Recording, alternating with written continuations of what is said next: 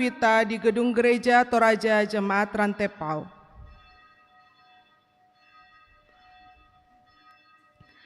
Kedua, berita PPGT Jemaat Rantepao.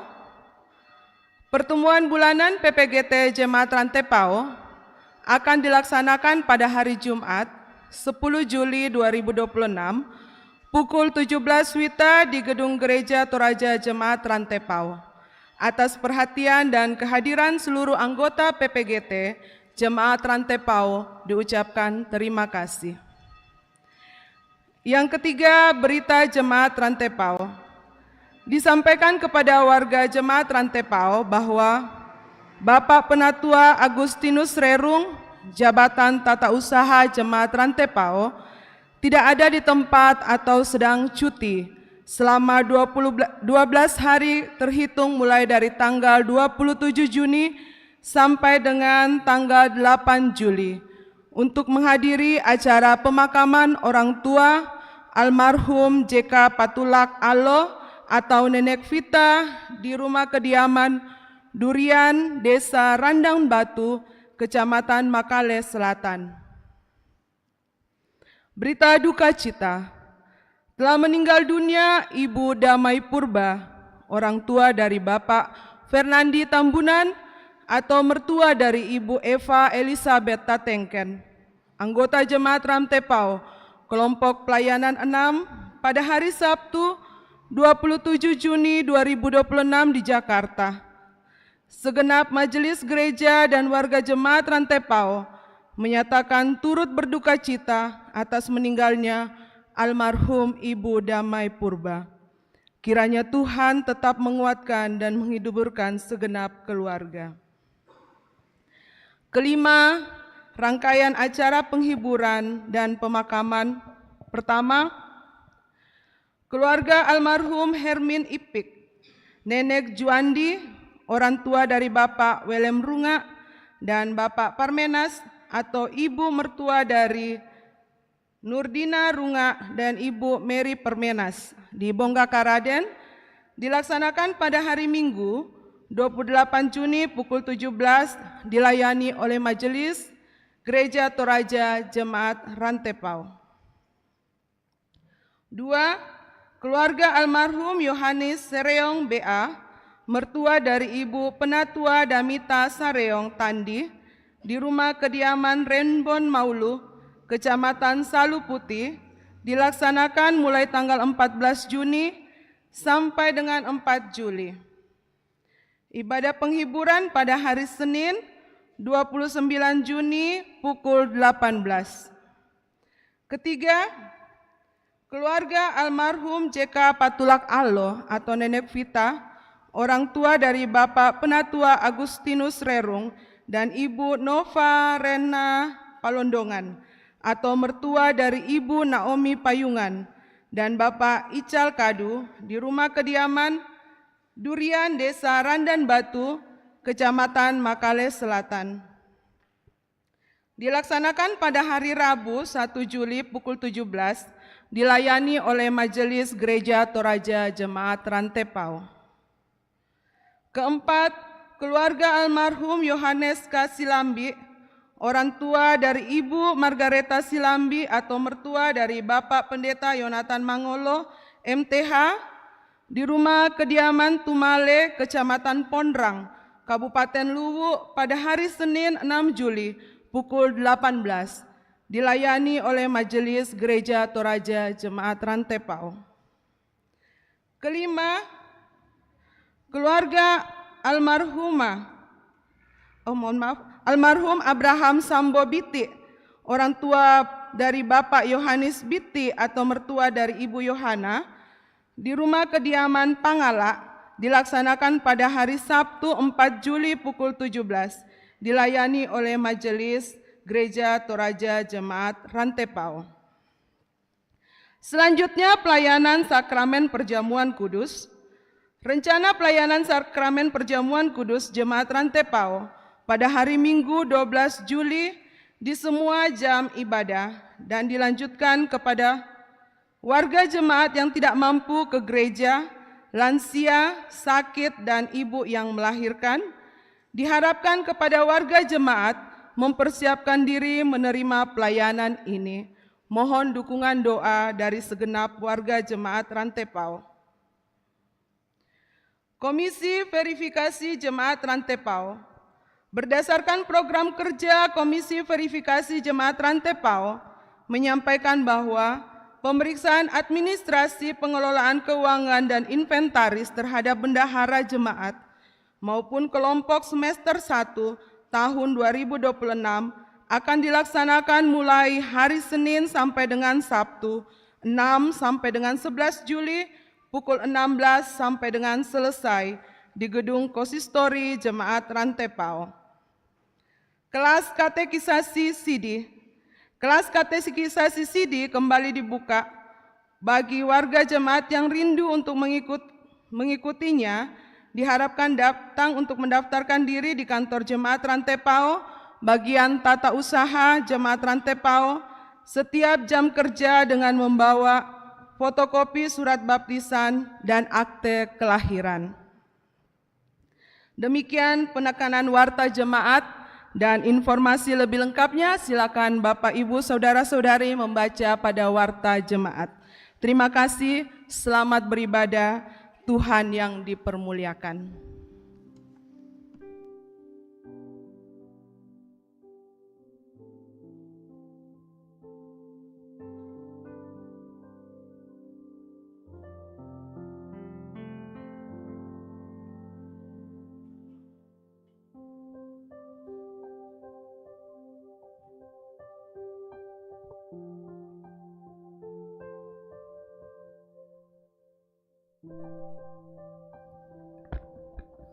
Shalom.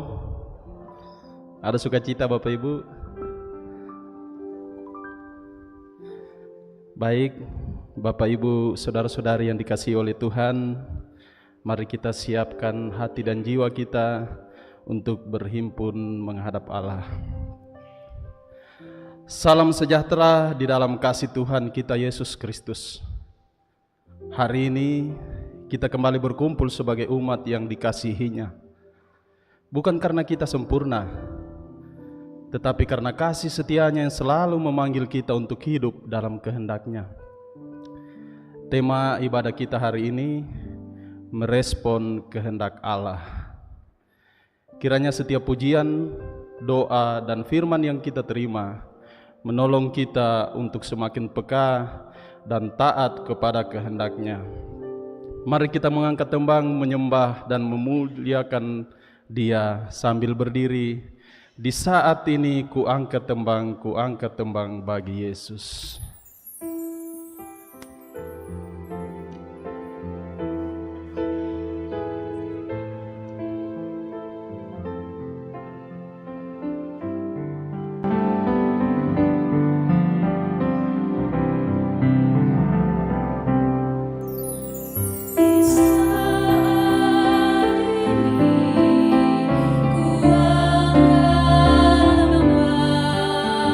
Ku angkat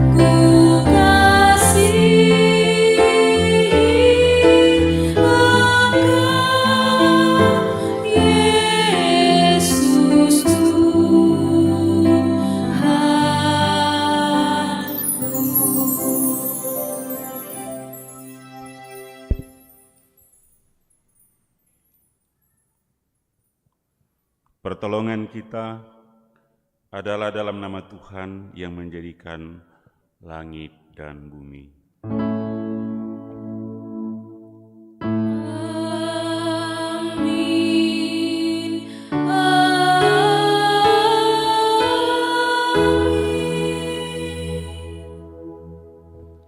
Kasih karunia dan damai sejahtera dari Allah Bapa kita dan dari Tuhan Yesus Kristus menyertai kamu.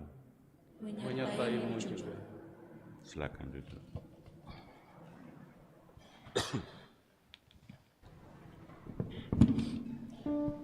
Saudara-saudara, Allah mencintai kita karena Dia adalah cinta. Dan karena itu Ia merindukan kita untuk bersekutu dengan Dia. Roh Kudus telah mengantar kita untuk datang memenuhi undangannya. Tapi Tuhan bilang, hendaklah kamu kudus, karena aku kudus. Kita tidak kudus, dibutuhkan dari kita pengakuan dosa, supaya kita memperoleh kekudusan dari Tuhan. Allah memanggil kita untuk merespon kehendak-Nya dengan iman dan ketaatan.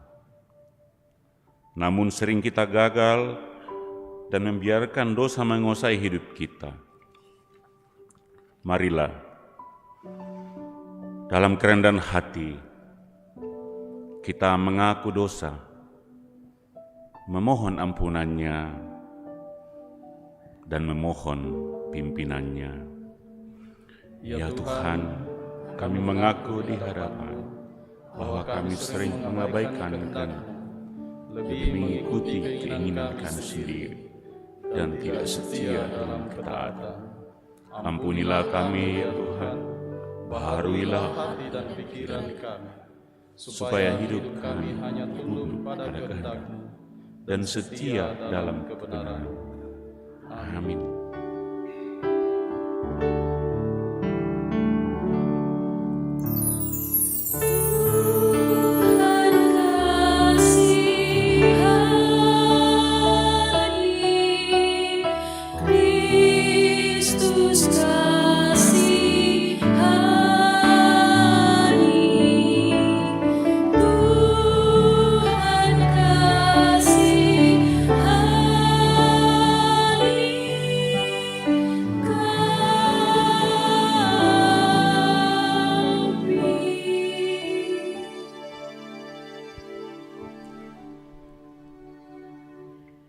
Kepada kita sekalian yang tunduk dalam penyesalan, berita anugerah dari Allah diteguhkan kembali. Namun sekarang, setelah kamu dimerdekakan dari dosa dan setelah kamu menjadi hamba Allah, kamu beroleh buah yang membawa kamu kepada pengudusan, dan sebagai kesudahannya ialah hidup yang kekal. Amin.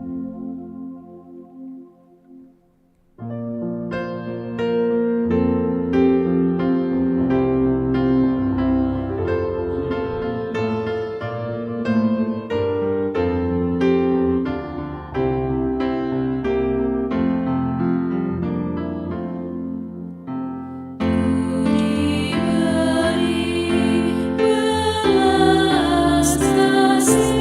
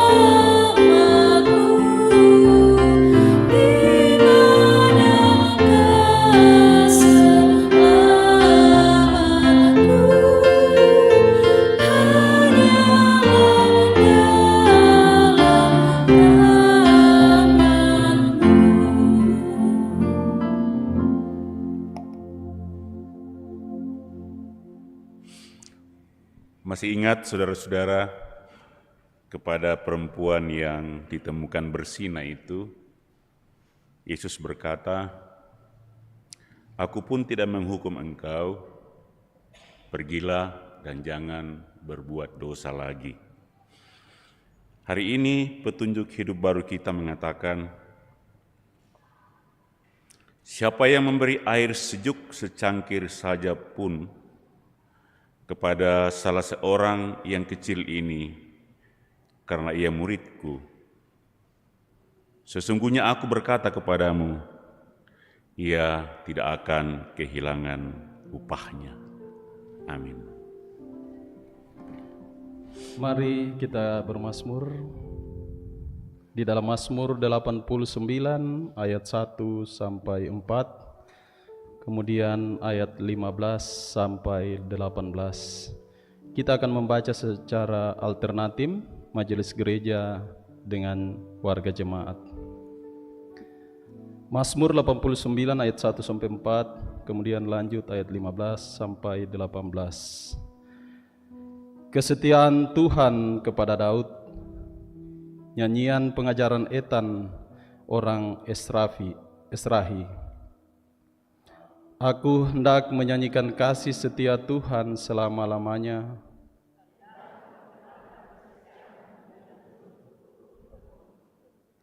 Sebab kasih setiamu dibangun untuk selama-lamanya.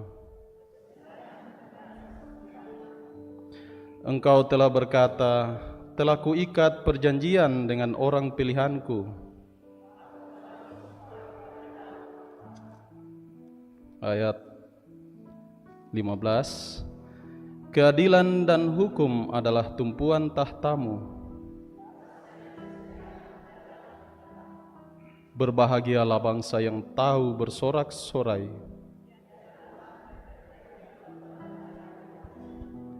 Karena namamu mereka bersorak-sorak sepanjang hari. Sebab engkaulah kemuliaan kekuatan mereka.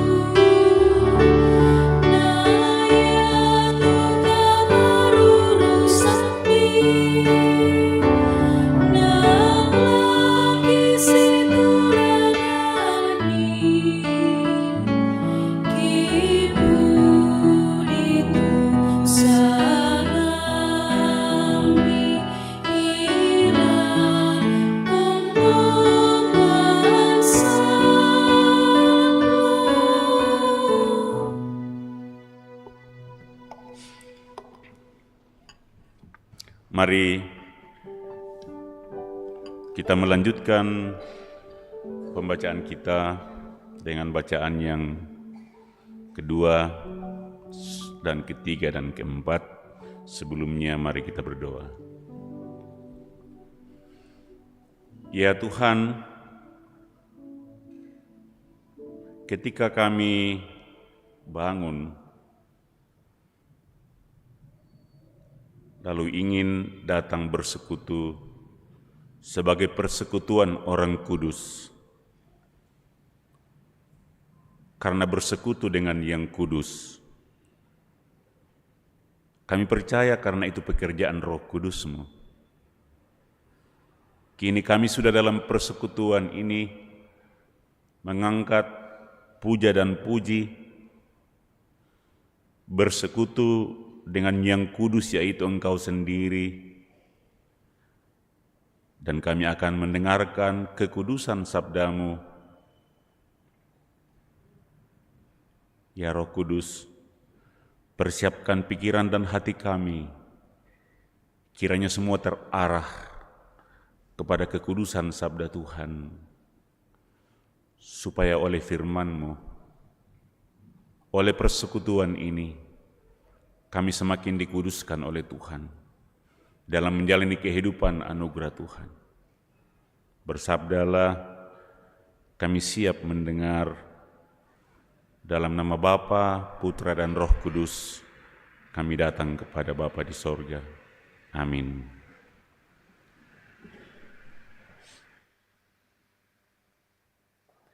Kejadian 22 ayatnya yang pertama sampai dengan 14. Firman Tuhan, iman Abraham diuji. Setelah semua peristiwa itu, Allah menguji Abraham. Ia berfirman kepadanya, "Abraham," lalu sahutnya, "Ya Tuhan." Firman-Nya, "Ambillah Ishak anakmu yang satu-satunya, yang engkau kasihi, pergilah ke tanah Moria dan persembahkanlah dia di sana sebagai kurban bakaran pada salah satu gunung yang akan kuberitahukan kepadamu." Keesokan harinya pagi-pagi Abraham bangun, memasang pelana keledainya, dan memanggil 2 hambanya beserta Ishak anaknya. Ia juga membelah kayu untuk korban bakaran, lalu ia berangkat ke tempat yang diberitahukan Allah kepadanya.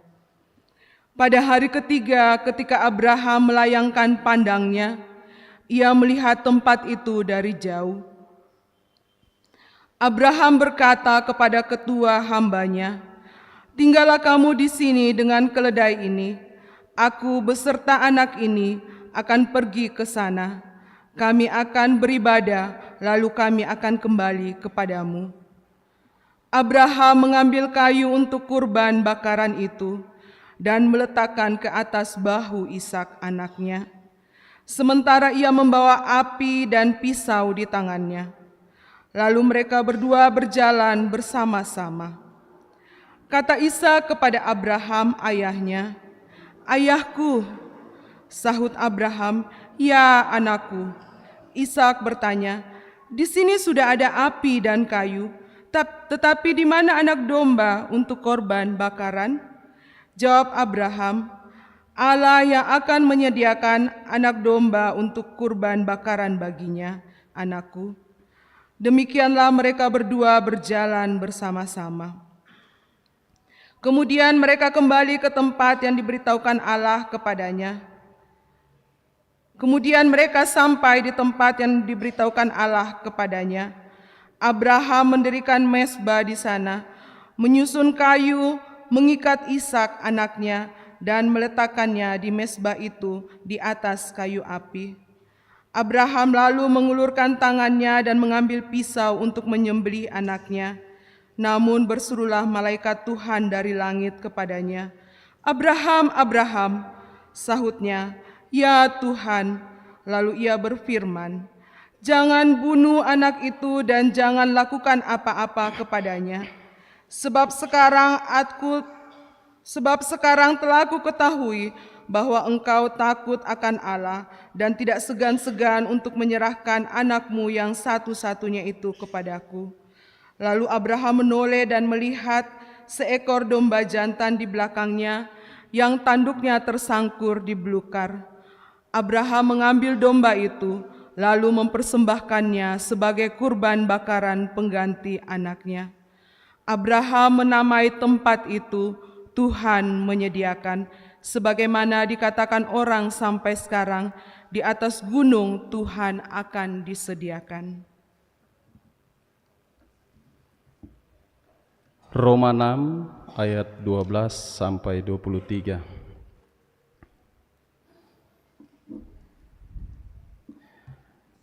Firman Tuhan, "Sebab itu, hendaklah dosa jangan berkuasa lagi di dalam tubuhmu yang fana, supaya kamu jangan lagi menuruti keinginannya. Janganlah menyerahkan anggota-anggota tubuhmu kepada dosa untuk menjadi senjata kelaliman, tetapi serahkanlah dirimu kepada Allah sebagai orang-orang yang dahulu mati, tetapi sekarang hidup. Serahkanlah anggota-anggota tubuhmu kepada Allah untuk menjadi senjata kebenaran. Sebab dosa tidak akan berkuasa lagi atas kamu, karena kamu tidak berada di bawah hukum Taurat, tetapi di bawah anugerah. Jadi bagaimana? Apakah kita akan berbuat dosa karena kita tidak berada di bawah hukum Taurat, tetapi di bawah anugerah? Sekali-kali tidak. Apakah kamu tidak tahu bahwa apabila kamu menyerahkan dirimu kepada seseorang sebagai hamba untuk menaatinya, kamu adalah hamba orang itu yang harus kamu taati, entah itu dosa yang memimpin kamu kepada kematian, entah itu ketaatan yang memimpin kamu kepada kebenaran. Namun, syukur kepada Allah, dahulu memang kamu hamba dosa, tetapi sekarang kamu dengan segenap hati telah menaati pengajaran yang telah diteruskan kepadamu. Kamu telah dimerdekakan dari dosa dan menjadi hamba kebenaran. Dalam bahasa sederhana, aku mengatakan hal ini karena kelemahan kamu sebagai manusia. Sebab sama seperti kamu telah menyerahkan anggota-anggota tubuhmu menjadi hamba kecemaran dan kedurhakaan yang membawa kamu kepada kedurhakaan, demikian pula kamu sekarang harus menyerahkan anggota-anggota tubuhmu menjadi hamba kebenaran yang membawa kamu kepada pengudusan. Sebab waktu kamu hamba dosa, kamu bebas dari kebenaran. Buah apakah yang kamu petik waktu itu yang menyebabkan kamu merasa malu sekarang? Kesudahan semuanya itu ialah kematian. Namun sekarang, setelah kamu dimerdekakan dari dosa dan setelah kamu menjadi hamba Allah, kamu beroleh buah yang membawa kamu kepada pengudusan, dan sebagai kesudahannya ialah hidup yang kekal. Sebab upah dosa ialah maut, tetapi karunia Allah ialah hidup yang kekal dalam Kristus Yesus Tuhan kita. Haleluya.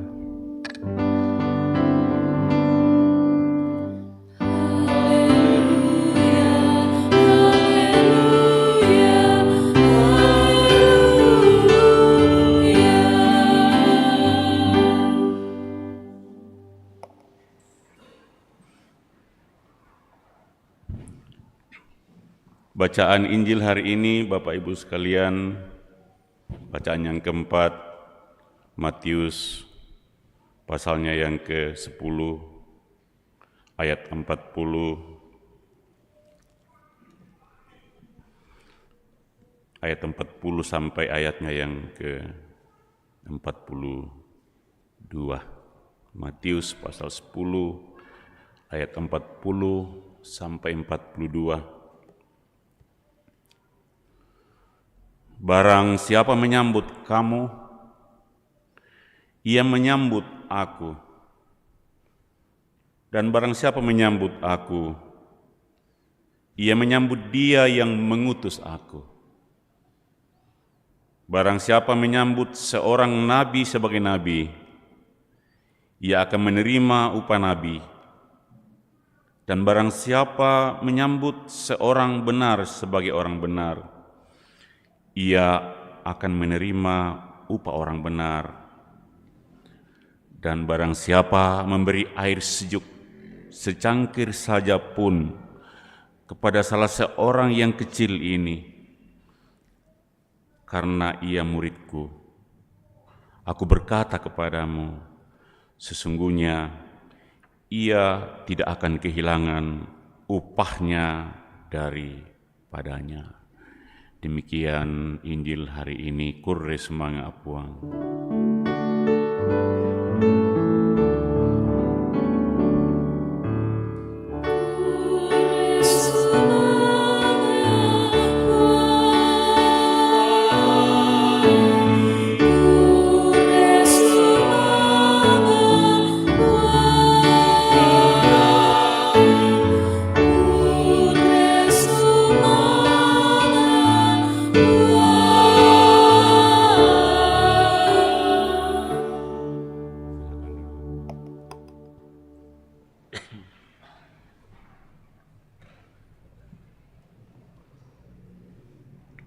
Shalom.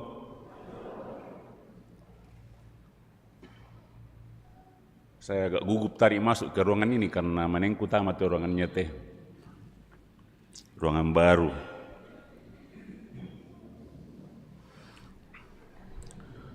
Beberapa hari ini kayaknya macet di mana-mana lagi, seperti Desember. Biasanya kalau sudah macet seperti Desember, biasa saya bilang, banyak Yakub-Yakub pulang. Yakub-Yakub itu yang pergi merantau, lalu diberkati oleh Tuhan di negeri rantau, lalu pulang bersyukur, entah itu memakamkan orang tua sebagai wujud cinta kepada orang tua, atau acara apapun. Jadi Yakub-Yakub pulang, dan kami Esau-Esau yang tinggal di kampung menerima berkat-berkat seperti itu. Dan ketika Yakub ketemu dengan kakaknya, dia memang bahagia. Dia punya segala sesuatu. Apa yang dicari manusia dia punya, tapi dia tidak menemukan kebahagiaannya sesungguhnya. Kenapa? Karena ada masalah dengan ayahnya, ada masalah dengan saudaranya. Jadi kebahagiaan bagi Yakub ialah ketika selalu terjadi pemulihan hubungan. Kalau ada hubungan-hubungan yang tidak bagus di antara keluarga. Dan biasanya acara-acara kita orang Toraja tempat pemulihan hubungan itu. Tapi yang paling penting adalah ketika Yakub ketemu dengan kakaknya itu, dia bilang sama kakaknya Esau, melihat wajahmu, saya rasa melihat wajah Allah. Kejadian 33 ayat 10. Melihat wajah saudara-saudara semua hari ini, saya rasa melihat wajah Allah. Amin. Bilang sama kiri kanannya, melihat wajahmu, saya rasa melihat wajah Allah.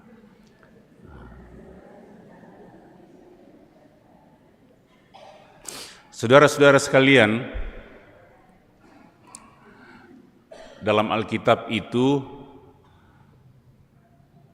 biasa disebut ada 4 kebenaran. 4 kebenaran. Jadi kalau kita, kan biasa orang bertanya, apakah kebenaran itu? Seperti Pilatus bertanya kepada Yesus, apakah kebenaran itu? Dan Yesus mengatakan, akulah jalan, kebenaran, dan hidup.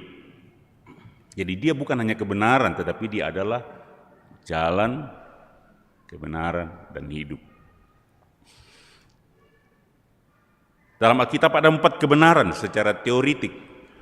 Satu biasa disebut ortodoksi. Ortodoksi itu artinya ajaran yang benar. Ajaran yang benar, ortodoksi. Lalu yang kedua disebut ortolatrian. Ortolatrian itu artinya ibadah yang benar.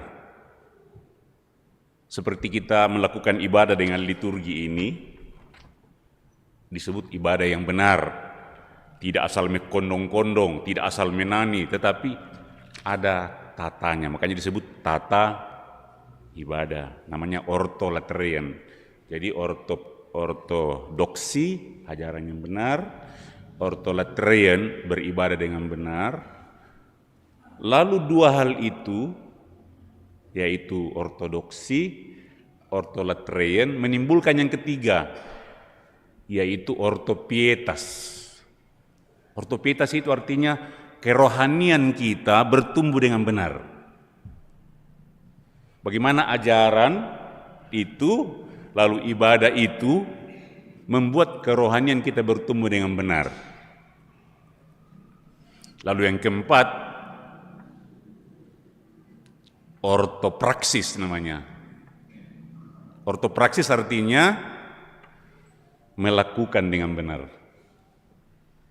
Jadi ajaran yang benar, beribadah dengan benar, spiritualitas kita bertumbuh dengan benar, dan yang keempat, melakukannya dengan benar. Kira gitu. Bayangkan Bapak Ibu, 80 hari kita merayakan Paskah. Prapaskah 40 hari, kemudian masa raya Paskah 40 hari, kemudian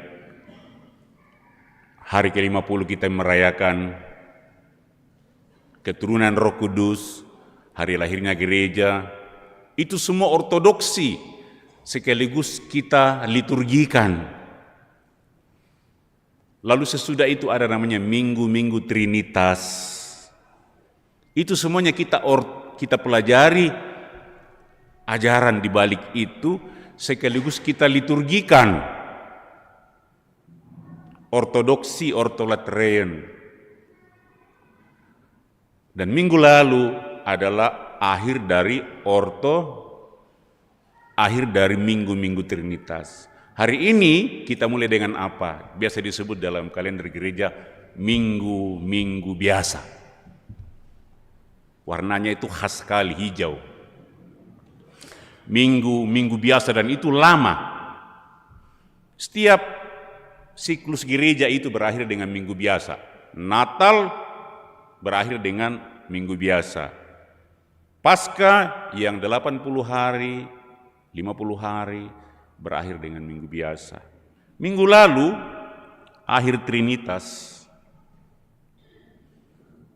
Fokusnya seperti hari ini. Segala sesuatu adalah kasih karunia. Jadi semacam kesimpulan dari semua ortodoksi, semua ibadah yang kita lakukan selama 50-60 hari itu, dan disimpulkan bahwa semuanya itu adalah kasih karunia. Semuanya itu adalah anugerah.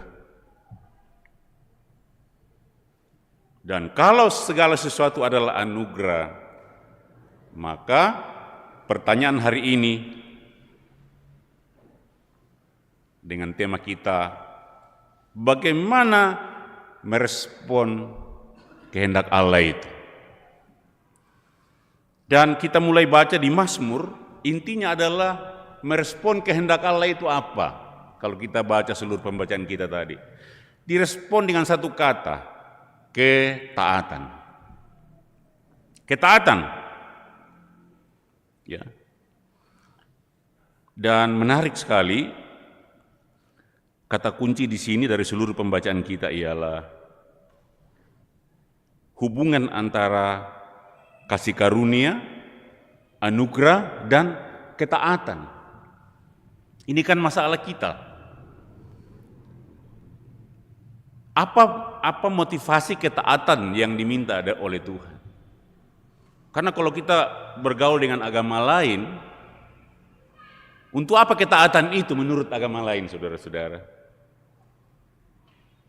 Untuk apa? Untuk memperoleh keselamatan.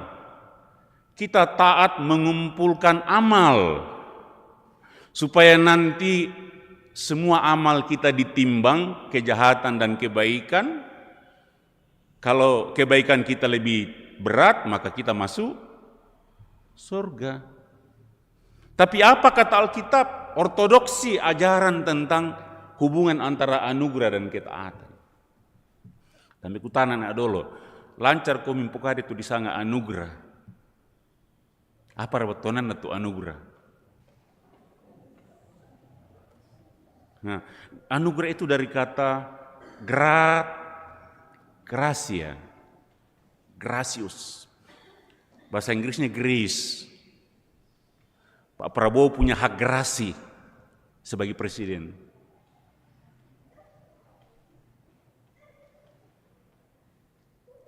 Anugerah artinya sesuatu yang kita tidak berhak, tapi diberikan kepada kita. bisa pala atau anugerah artinya segala sesuatu yang kita tidak berhak tapi diberikan kepada kita. Gracia, grace, grasi, gratis bahasa Indonesianya. Tak berhak pada bengki dan disambung. Tidak ada kewajiban pada yang memberi. Tidak ada kewajiban pada yang memberi. Itu yang disebut anugerah. Demotong kian anugerah artinya anu gratis. Biasa anu gratis begitu. Itu anugerah, hakikat anugerah begitu, saudara. Kita paham dulu itu. Dan ini sangat konkret. Lakukan kami contoh. Dero kumukan dete to pisa to midadi dikutanai komi dolo. Kumao ladari mo ko. Mbala munidadi mama anak kalaso. Mama anak katato. Dero kumukan dikutanai. Tai, ya mau disanga anugerah to. Tidak ada yang berhak kita lahir. Tidak ada kewajiban pada Tuhan untuk menciptakan kita. Kalau segala sesuatu adalah anugerah, kalau kelahiran kita adalah anugerah, apalagi yang lain. Tote-mote pada umumnya sehat kurang pole. Sehat toh? Sekarang saya mau tanya, adakah yang berani mengatakan saya berhak sehat? Ya kah? Sementara begitu banyak orang lain yang hidup dalam penderitaan karena sakit. Kami keluarga sedang mengelola saudara kami yang sudah stroke dan akan seumur hidup begitu.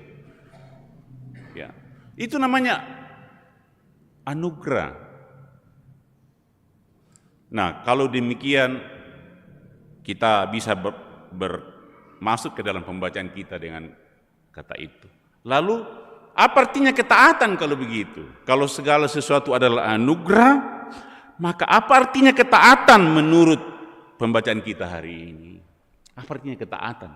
Untuk apa kita taat? Dan itu yang dikehendaki oleh Tuhan, merespon kehendak Allah dengan ketaatan. Gitu. Nah, ini yang menarik karena dalam bahasa Jerman ada dua kata yang dipermainkan dengan bagus oleh Martin Luther. Ya. Dalam bahasa Jerman itu ada dua kata yang menarik yang napokali Martin Luther sibataru, tidak dua kata. Yang pertama gabe dari kata geben, memberi. Lalu ada Aufgabe. Aufgabe artinya tugas atau tanggung jawab. Yang dikua pekerjaan rumah dalam bahasa Jerman Hausaufgabe, tugas di rumah atau tanggung jawab di rumah. Geben, memberikan, dari akar kata yang sama. Apa artinya kalau begitu? Martin Luther tidak pernah memisahkan dua kata ini, Gabe dan Aufgabe. Apa artinya bagi Luther? Luther bilang begini, dalam setiap anugerah terkandung tanggung jawab. Dan mungkin inilah yang menjadi benang merah seluruh bacaan kita hari ini. Ketaatan, kesetiaan. Kita sering memahami ketaatan sebagai usaha manusia untuk memperoleh sesuatu dari Allah. Mungkin masih kental di pikiran kita kan, saya melakukan ini supaya saya memperoleh sesuatu dari Allah. Saya rajin ke gereja supaya saya memperoleh sesuatu dari Allah. Saya mencintai suami supaya begini-begini dan seterusnya. Sebaliknya, Alkitab berbicara lain. Ketaatan itu menurut Alkitab yang kita baca hari ini bukan jalan menuju anugerah. Ketaatan adalah tanggapan terhadap anugerah. Hidup itu sendiri adalah anugerah. Sebelum berbicara tentang iman, tentang pelayanan, tentang persembahan atau pengorbanan, kita perlu menyadari satu hal yang sangat mendasar, saudara-saudara. Tidak seorang pun meminta untuk dilahirkan. Tidak seorang pun memilih hari kelahirannya. Tidak seorang pun menentukan siapa orang tuanya. Tidak seorang pun menciptakan nafas pertamanya. Kita ada karena anugerah. Hidup adalah gabe. Hidup adalah anugerah. Bahkan sebelum kita melakukan sesuatu, Allah sudah lebih dahulu memberi. Lihat Mazmur kita hari ini. Pemazmur menyebutnya sebagai kasih setia Tuhan yang tidak berkesudahan. Bahkan dalam kitab ratapan selalu baru tiap pagi. Karena itu pertanyaan besar saudara-saudara ialah, bukan apa yang bisa saya dapatkan dari Tuhan, tetapi apa yang akan saya lakukan dengan hidup yang telah diberikan Tuhan kepada saya. Jadi bukan apa yang saya akan dapatkan dari Tuhan, tetapi apa yang bisa saya lakukan dengan hidup, dengan jabatan, dengan status yang Tuhan berikan kepada saya. Itu yang disebut Aufgabe. Itu yang disebut oleh Luther, in jedem Gabe gibt es Aufgabe. Dalam setiap anugerah terkandung tanggung jawab. Lihat Abraham ketika anugerah menjadi pertanyaan. Kita sering melihat kisah Abraham sebagai kisah ketaatan, bukan? Tetapi sebelum menjadi kisah ketaatan, kisah Abraham yang kita baca hari ini terlebih dahulu adalah kisah anugerah. Ishak adalah anugerah. Ia lahir ketika semua kemungkinan manusia sudah tertutup. Tidak ada lagi, sehingga ketika mau dikatakan kepada Sarah akan melahirkan, Sarah tertawa. Tidak mungkin. Ia adalah hadiah dari Tuhan. Dan lalu suatu hari Allah meminta Abraham membawa Ishak ke Gunung Moria. Untuk apa, saudara? Bukan karena Allah itu haus korban, tetapi karena Allah sedang bertanya, Abraham, bagaimana engkau mempertanggungjawabkan anugerah yang telah kuberikan kepadamu? Apakah Ishak telah menjadi milikmu? Ataukah tetap menjadi titipanku?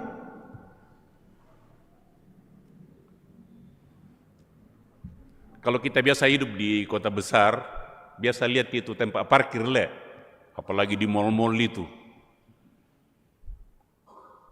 Perhatikan itu tukang parkir.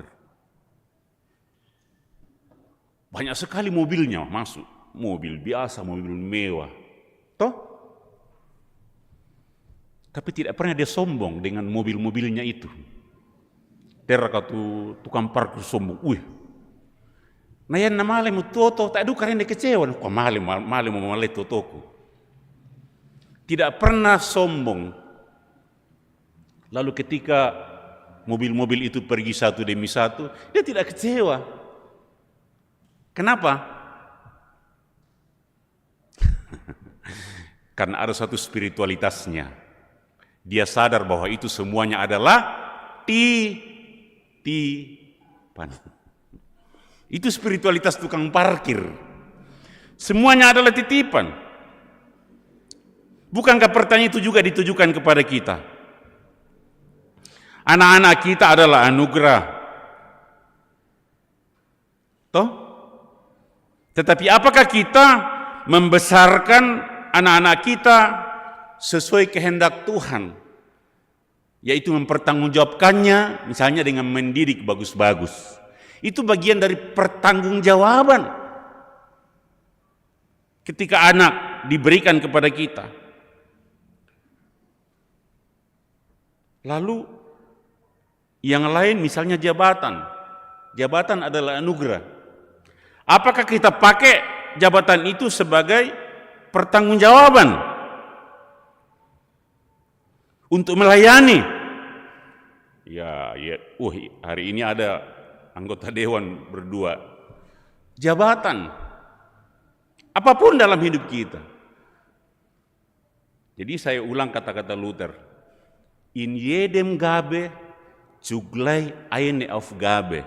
Dalam setiap anugerah terkandung tanggung jawab. Jadi suami itu anugerah, ada tanggung jawabnya enggak? Ada. Jadi istri itu anugerah, ada tanggung jawabnya enggak? Ada. Jadi anak itu anugerah, ada tanggung jawabnya enggak? Ada. Jadi pendeta itu anugerah, ada tanggung jawabnya enggak? Ada. Semuanya ada tanggung jawabnya. Itu yang disebut oleh Luther, in jedem gabe juglai eine Aufgabe. Kita terdidik, itu anugerah. Apalagi yang namanya kesehatan. Anugerah. Kalau kita sehat, dipertanggungjawabkan itu dengan memelihara kesehatan kita.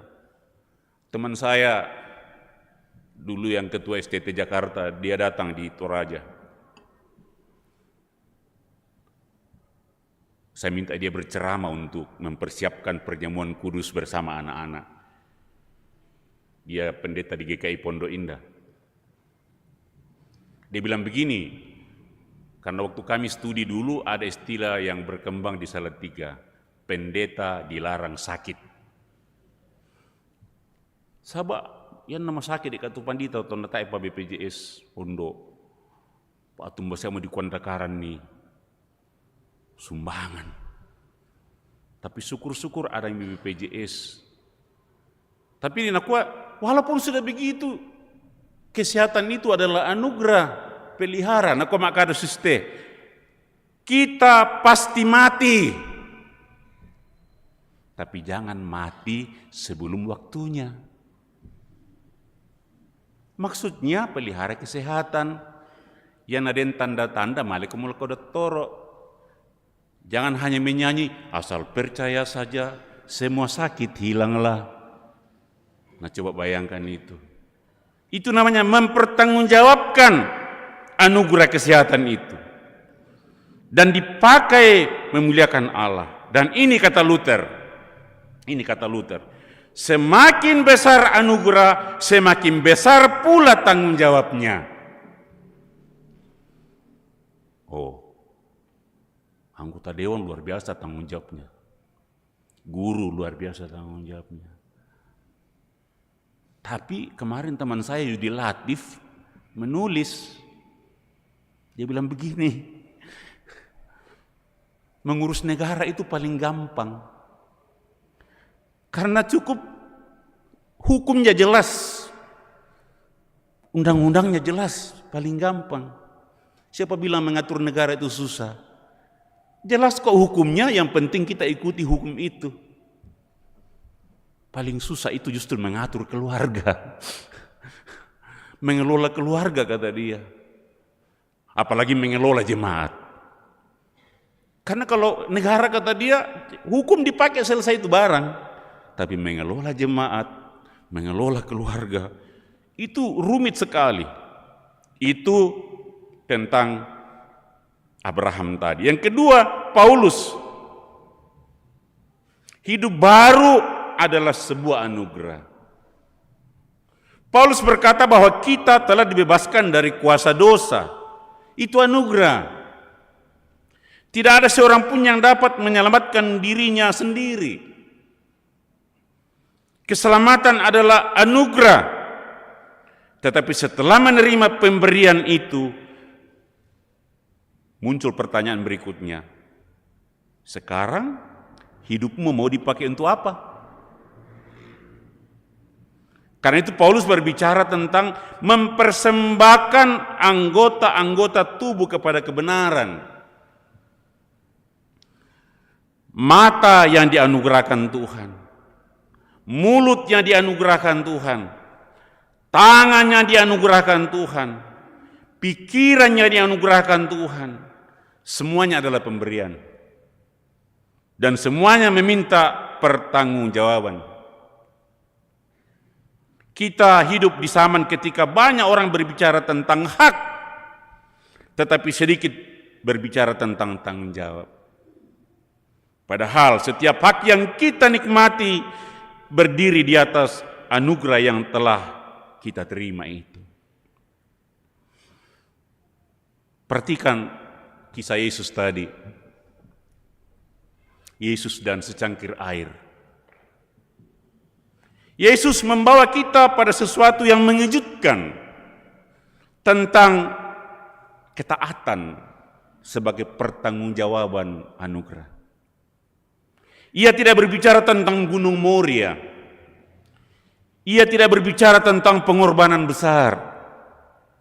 Ia berbicara tentang secangkir air. Mengapa? Karena ternyata ukuran pertanggungjawaban atas anugerah tidak selalu terlihat dalam tindakan-tindakan besar. Kadang justru terlihat dalam tindakan kecil. Ada orang yang diberi kemampuan berbicara. Pertanyaannya bukan karena banyak orang yang mendengarnya, tetapi apakah perkataannya menghidupkan orang lain. Ada orang yang diberi waktu, banyak waktunya, tapi apakah waktunya dipakai untuk memperhatikan sesama? Ada orang yang diberikan kasih, tapi apakah kasih itu dibagikan? Ada orang yang diberikan kekayaan, tapi apakah kekayaan itu menjadi berkat? Bagi Yesus, secangkir air.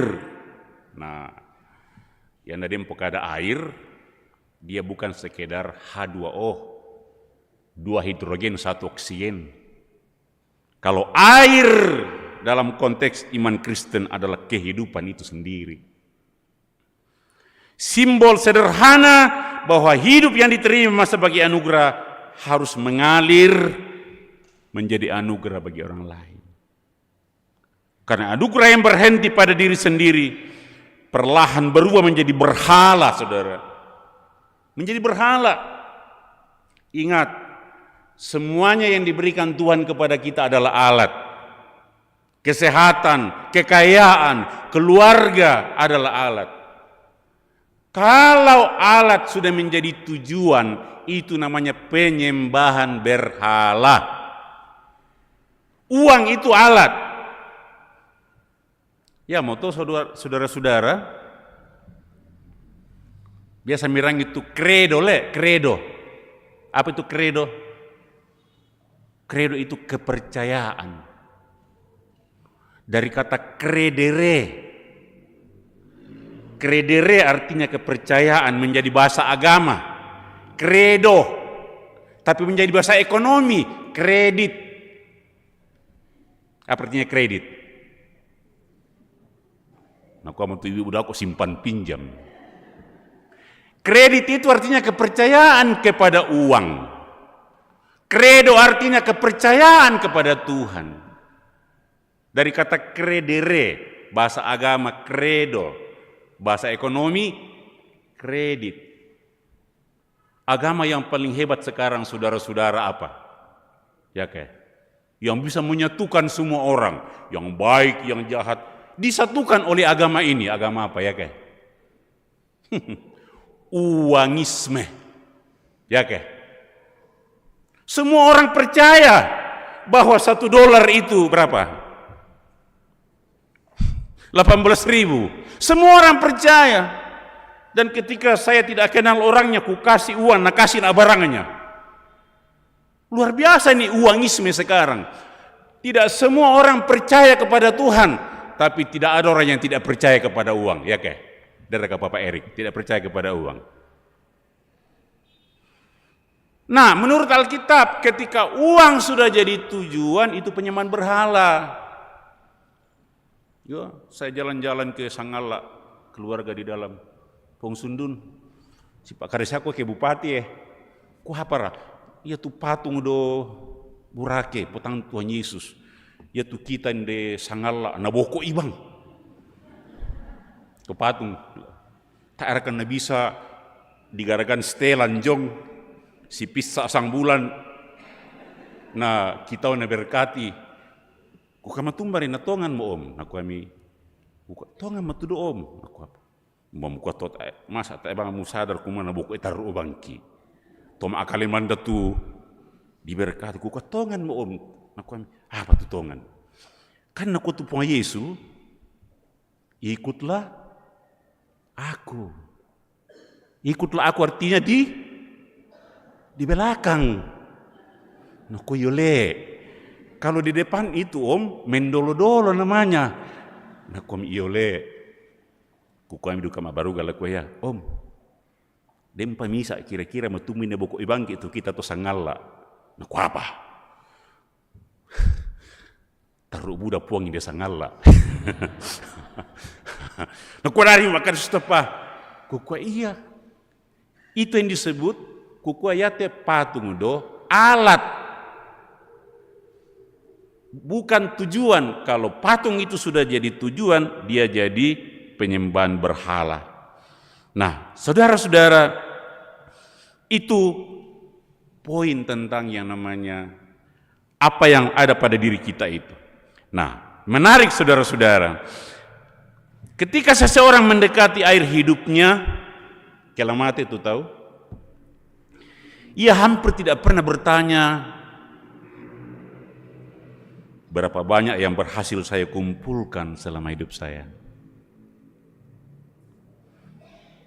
Berapa banyak yang berhasil saya kumpulkan. Der kata, hampir-hampir selama saya mau berdoa penyerahan di mana-mana selama saya jadi pendeta, tidak pernah ada yang bertanya begitu.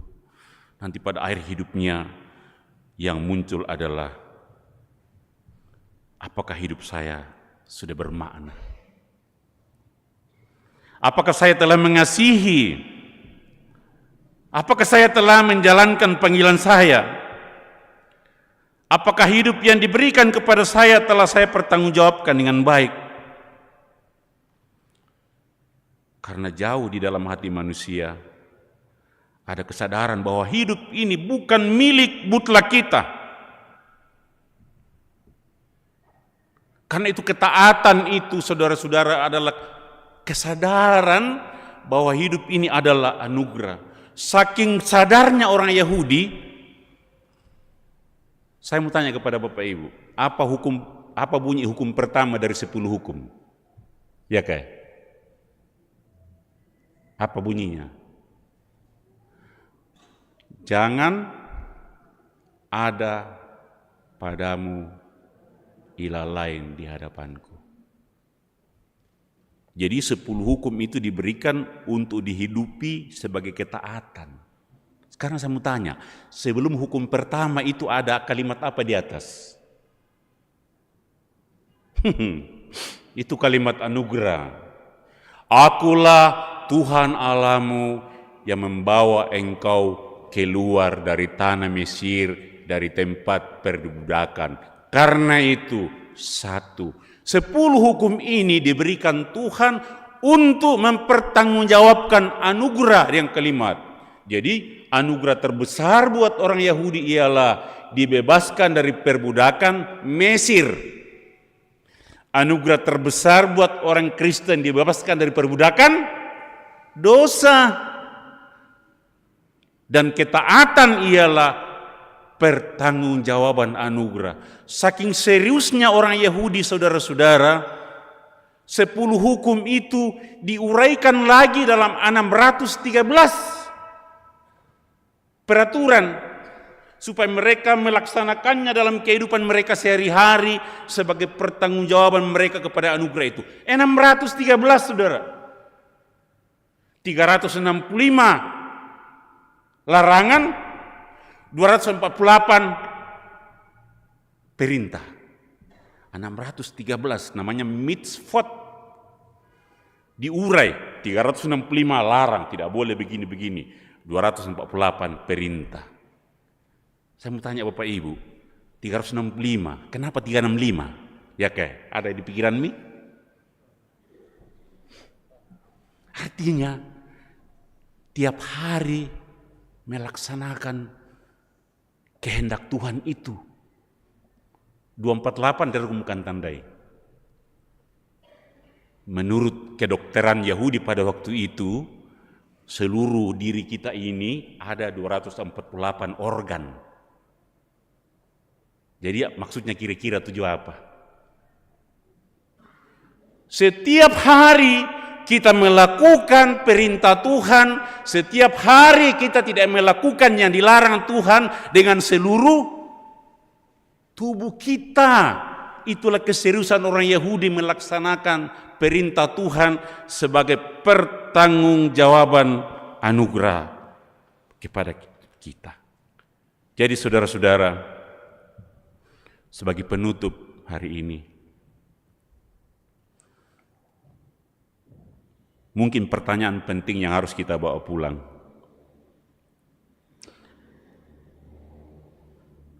Bukan pertanyaan, apa lagi yang harus saya lakukan untuk Tuhan? Melainkan, apa saja yang telah Tuhan berikan kepada saya, supaya kita sadar tentang anugerah itu. Karena ketika kita menyadari betapa banyaknya anugerah yang telah kita terima, hidup, keluarga, iman, kesempatan, kesehatan, pekerjaan, bahkan napas kita hari ini, maka ketaatan tidak lagi terasa sebagai beban. Ya moton aku itu Rasul Paulus lako jemaat di Tesalonika. Karena segala sesuatu adalah anugerah, maka dibilang apa? Karena segala sesuatu adalah anugerah, maka ayat 16 1 Tesalonika 5 ayat 16. 1. Bersukacitalah senantiasa. Muiraka. Kedua, tetaplah berdoa.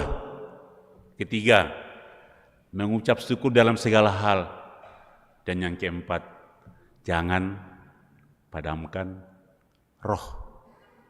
Rohlah yang mengantar kita datang bergereja hari ini. Bersekutu sebagai persekutuan orang kudus. Dan kita bersekutu dengan yang kudus. Karena itu, mari kita tutup renungan ini dengan berdoa.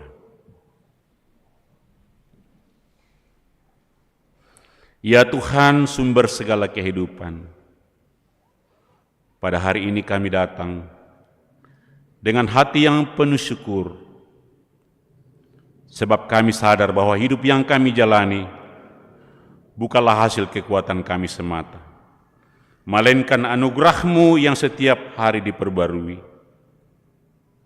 Engkau telah memberi kami lebih banyak daripada yang kami sadari. Napas yang masih berhembus, keluarga yang kami kasihi, pekerjaan yang kami jalani, gereja yang menjadi rumah iman bagi kami, dan kasih-Mu yang tidak pernah meninggalkan kami. Namun seringkali kami menikmati anugerah-Mu tanpa mengingat tanggung jawab yang terkandung di dalamnya. Ampunilah kami ya Tuhan, ketika kami lebih sibuk menghitung apa yang belum kami miliki daripada mensyukuri apa yang telah Engkau berikan. Ampunilah kami, ketika talenta yang Kau percayakan kami sembunyikan, ketika kasih yang Kau curahkan tidak kami bagikan, ketika hidup yang Kau anugerahkan kami gunakan hanya untuk diri kami. Tuhan, ajarlah kami seperti Abraham yang berani menyerahkan kembali kepadamu apa yang paling ia kasihi. Ajarlah kami seperti Paulus yang mempersembahkan seluruh hidupnya bagi kebenaran-Mu. Ajarlah kami seperti murid-murid-Mu yang setia melakukan hal-hal kecil dengan kasih yang besar. Dan ketika kami merasa hidup ini berat, ketika kami lelah menjalankan panggilan kami, ketika pengorbanan kami tidak dipahami, ketika kesetiaan kami tidak dihargai, ingatkanlah kami bahwa Engkau melihat setiap air mata, mengenal setiap pergumulan, dan menghargai setiap secangkir air yang diberikan dalam nama-Mu. Kita akhiri dengan doa Bapa kami. Bapa kami yang di surga, dikuduskanlah nama-Mu, datanglah kerajaan, jadilah kehendak-Mu di bumi seperti di surga. Berikanlah kami pada hari kami yang sejuk, dan ampunilah kami akan kesalahan kami, seperti kami juga mengampuni yang bersalah kepada kami. Dan jangan membawa kami ke dalam pencobaan, tapi lepaskanlah kami daripada yang jahat, karena Engkau yang punya kerja dan kuasa dan kemuliaan sampai selama-lamanya. Amin. Marilah kita merespon dengan bangkit berdiri, dan pengakuan iman kita sebagai respon kita ungkapkan dalam kidung Aku Percaya.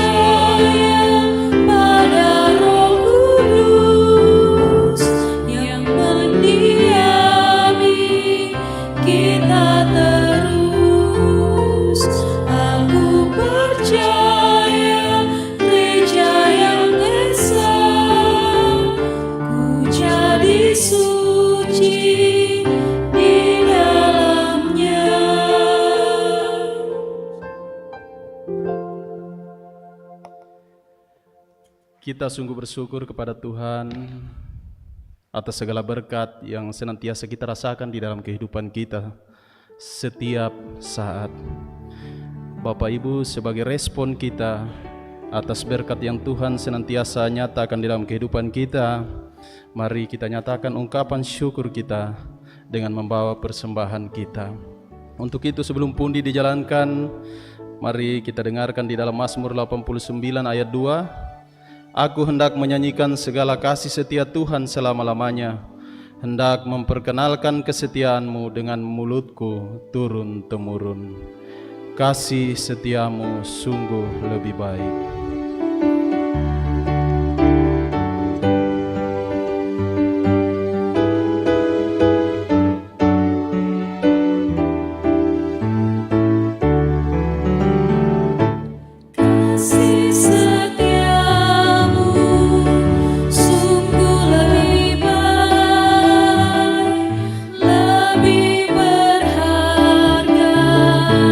Dari hidupku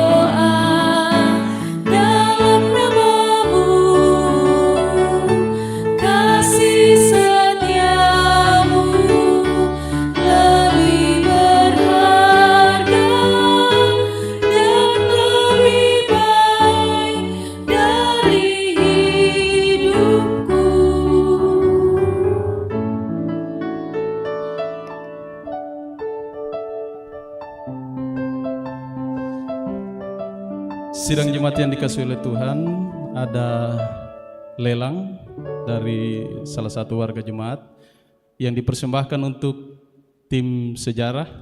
Kita tak ketahui bersama bahwa saat ini tim sejarah sementara proses percetakan buku 1000 eksemplar.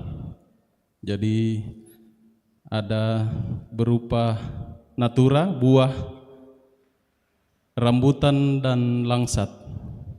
Bisa langsung buka harga.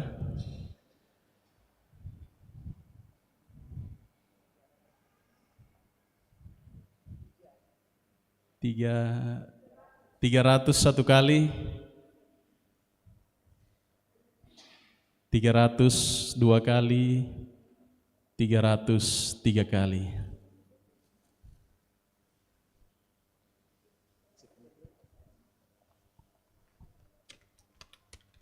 Masih ada 2. Gogos masih hangat, saya pegang masih hangat ini. Bisa langsung buka harga.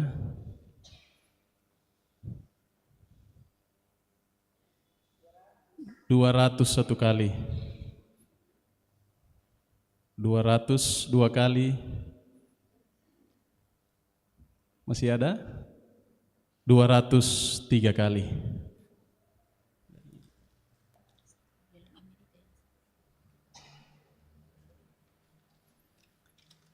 Masih satu lagi, gogos. Kami gunakan lelang Amerika, kami minta kesediaannya dari rekan-rekan majelis untuk menjalankan pundi. Nanti tinggal angkat tangan, kami beri waktu 1 menit saja. Nanti rekan-rekan majelis jalankan pundi, tidak perlu bersuara.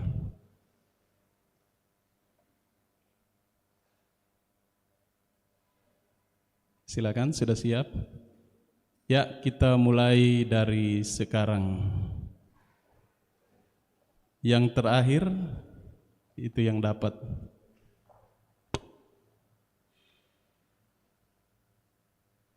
Ini pas ini kalau pulang ibadah, masih hangat.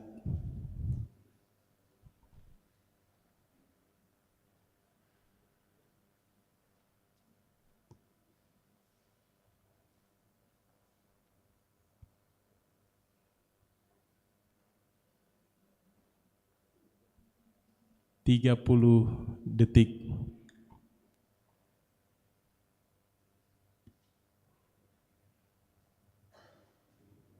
Tolong diperhatikan yang terakhir.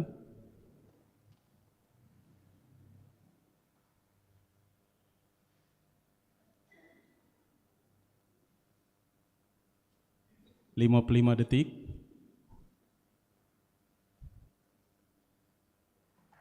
Ya, habis waktu. Oh ya.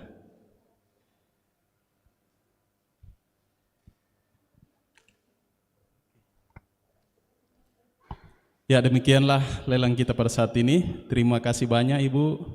Terima kasih Bapak Ibu yang sudah berpartisipasi dalam mendukung terbitnya buku sejarah Jemaat Rantepao. Pada tanggal 1 Juli akan di launching. Tuhan memberkati.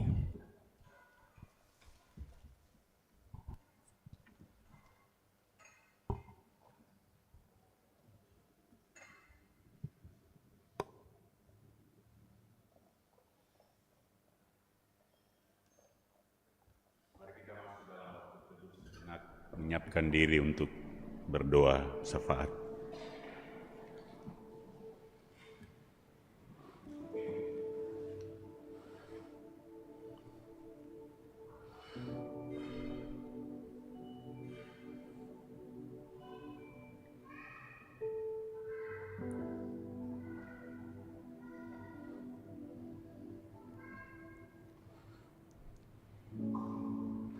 Ini kami Tuhan, Engkau melihat kedalaman diri kami yang telah mengangkat puja dan puji, merenungkan sabda-Mu. Terima kasih untuk kesempatan yang Tuhan anugerahkan. Kami bersekutu sebagai anak-anak Tuhan pada pagi ini. Kiranya Engkau bertakhta di atas puja dan puji kami pagi ini. Kami menghadapi minggu yang baru,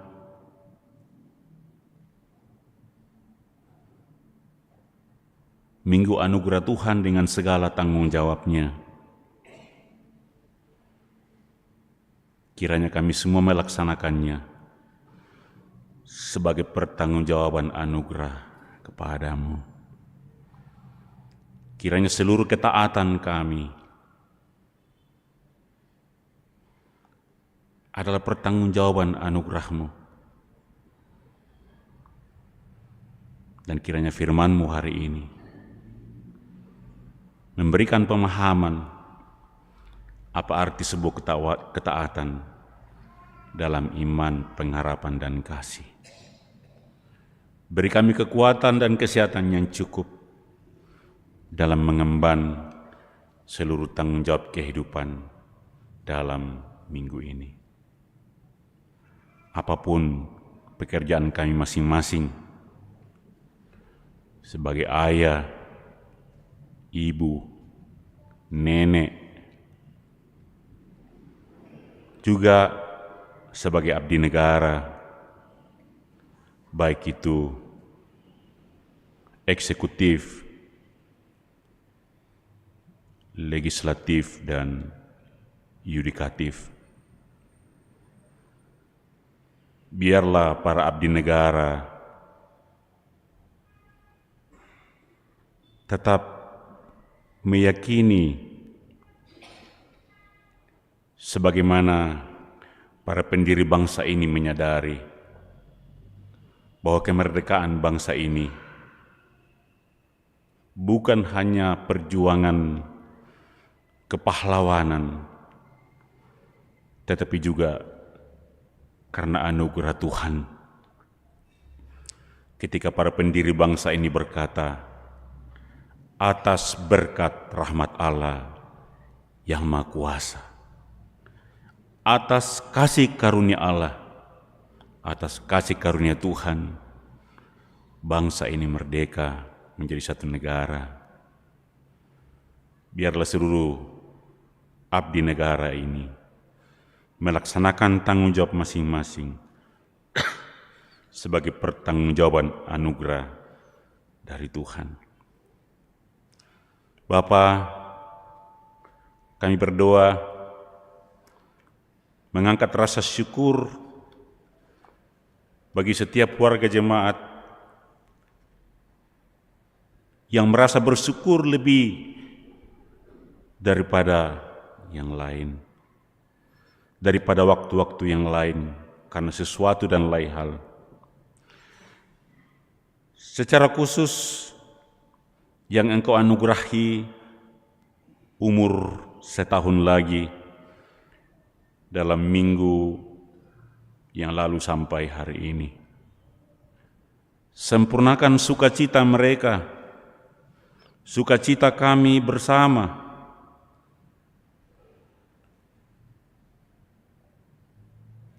Biarlah oleh Roh Kudus setiap anugerah Tuhan membuat mereka semakin sadar tentang tanggung jawab dari anugerah itu. Kami berdoa bagi warga jemaat yang secara fisik semakin lemah dan tidak mampu ke gereja untuk bersekutu dengan yang kudus. Engkau tahu keberadaannya di rumah masing-masing. Oleh kuasa Roh-Mu, mereka terus dikuduskan oleh Tuhan.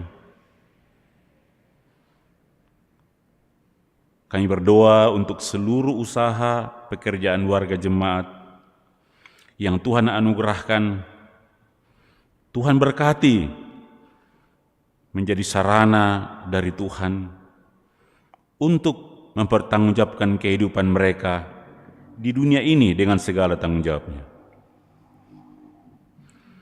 Kami berdoa untuk anggota jemaat, warga persekutuan yang berduka karena salah seorang dari keluarga telah pulang kepadamu. Keluarga Ibu Damai Purba, keluarga almarhum Damaris Ipik, keluarga almarhum JK Patulak Alloh, keluarga almarhum Yohanes Sareong, keluarga almarhum Yohanes Silambi, keluarga almarhum Abraham Sambobitti. Engkau tahu suasana hati mereka semua. Berkati mereka dalam menghadapi kehilangan ini. Berkati mereka dalam setiap rencana untuk pemakaman. Kami berdoa untuk seluruh pelayanan jemaat ini seminggu ke depan. Biarlah seluruh pelayanan yang dilaksanakan oleh majelis gereja maupun OIG di sana sungguh-sungguh terjadi warga jemaatmu mengalami hadirat Tuhan. Khususnya keluarga-keluarga yang mendapat giliran pelayanan dari Tuhan, entah itu ibadah rumah tangga, OIG, maupun pelbagai ibadah insidentil. Siapkan diri yang melayani dan yang terlayani, supaya lewat semuanya kami semua mengalami hadirat Tuhan. Kami berdoa untuk penyelesaian gedung Bunga Lalan dan buku sejarah gereja Toraja Jemaat Rantepao ini oleh tim sejarah. Berkati mereka semua. Berkati rencana-rencana sehingga bisa tuntas dan kami menyadari bahwa semuanya adalah kasih karunia Tuhan. Berkati anak-anak kami, cucu-cucu kami yang sedang bersekolah, berjuang untuk masa depan. Mampukan mereka menyadari bahwa kesempatan untuk bersekolah adalah anugerah Tuhan. Karena itu biarlah mereka belajar dengan baik sebagai pertanggungjawaban anugerah itu kepadamu. Akhirnya ya Tuhan, kalau kami kembali ke rumah kami masing-masing, secara fisik kami terpisah, tapi dalam iman, pengharapan dan kasih, kami senantiasa disatukan oleh kuasa Roh Kudus. Inilah doa syukur dan pengharapan kami semua. Kiranya Engkau berkenan dan semua yang kami persembahkan hari ini dalam bentuk persembahan menjadi berkenan di hadirat-Mu, dan semua berkat-Mu yang masih ada pada kami, Tuhan berkati dan arahkan supaya kami pakai secara bertanggung jawab. Dalam nama Tuhan Yesus, oleh kuasa Roh Kudus, kami datang kepada Bapa yang di sorga. Amin. Marilah kita berdiri. Kita akan melanjutkan perjalanan hidup kita, perjalanan anugerah Tuhan dengan segala tanggung jawabnya. Jadilah Tuhan kehendak-Mu. Ku tanah liat di tangan-Mu, bentuklah aku sesukamu. Aku nantikan sentuhan.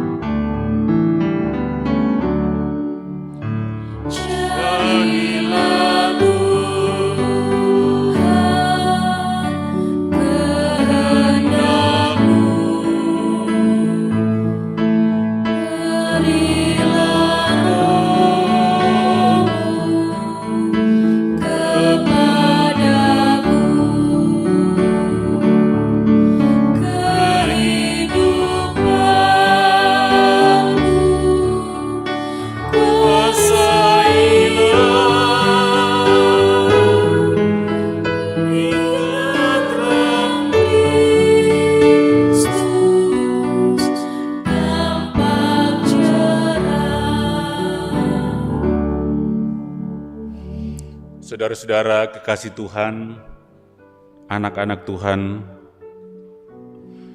pergilah, lanjutkanlah kehidupan anugerah Tuhan. Hiduplah di jalan Tuhan dengan hati yang taat, setia, mengasihi seperti murid mengasihi Kristus. Terimalah berkat Tuhan. Tuhan memberkati engkau dan melindungi engkau. Tuhan menyinari engkau dengan wajah-Nya dan memberi engkau kasih karunia. Tuhan menghadapkan wajah-Nya kepadamu dan memberi engkau damai sejahtera.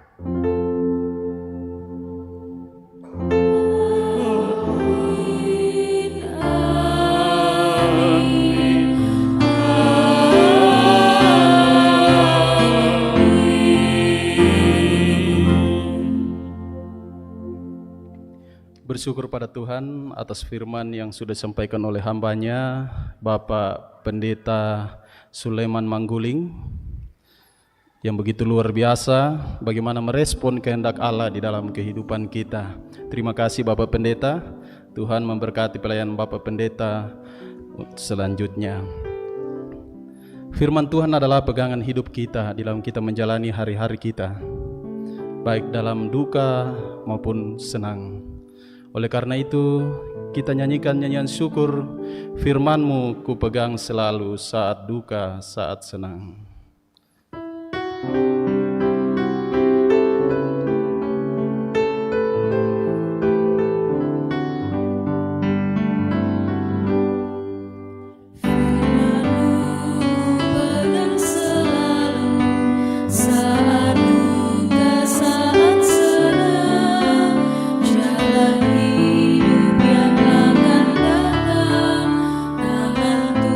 Tuhan yang memegang, mencoba